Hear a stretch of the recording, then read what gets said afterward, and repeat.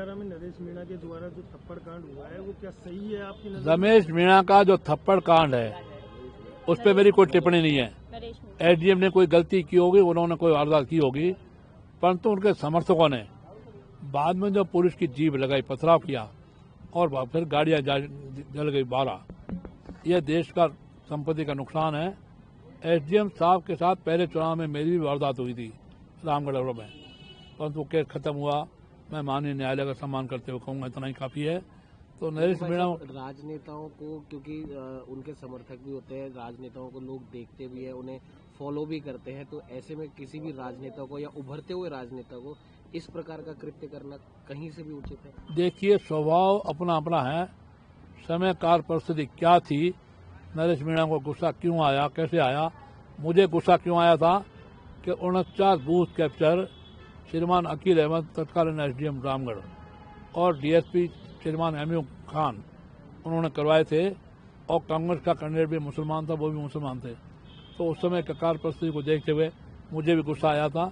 अब नरेश मीणा को गुस्सा क्यों आया उस पर मैंने कहा मैं कोई टिप्पणी नहीं करूंगा, लेकिन उनके समर्थकों ने जो किया वो गलत किया, वो नहीं होना चाहिए। इन्हीं शब्दों का विराम। जय श्री राम।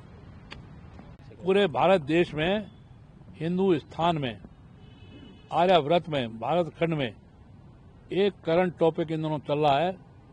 हमारे पिछड़ा, अति पिछड़ा, दलित लोग आंदोलित हैं, उद्दोलित हैं।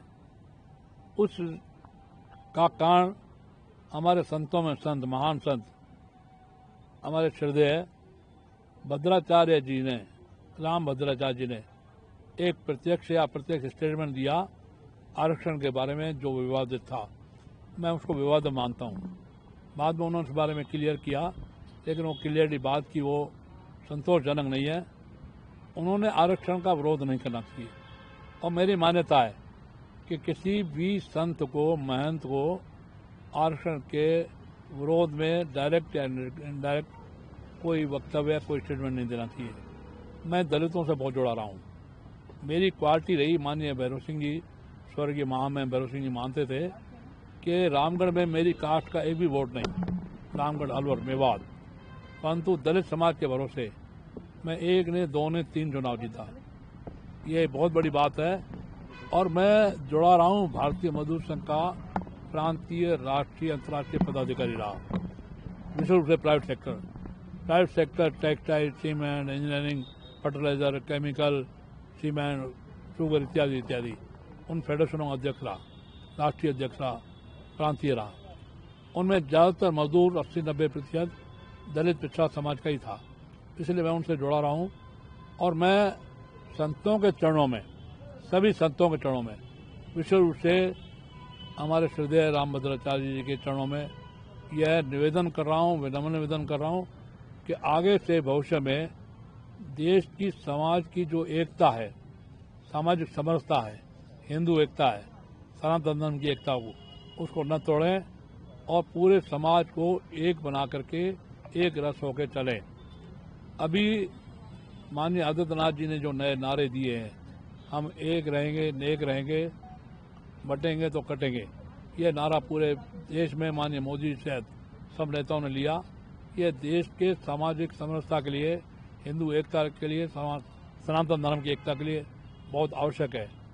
हमारे श्रीमान राहुल गांधी उर्फ पप्पू या उनके राष्ट्रीय अध्यक्ष श्रीमान मल्लिकार्जुन खड़गे ही काफ़ी है जो सनातन धर्म का विरोध करते हैं, हिंदू धर्म का विरोध करते हैं, भगवा वस्त्र का विरोध करते हैं, भगवा झंडे का विरोध करते हैं, भगवा रंग से उनको चिढ़ है।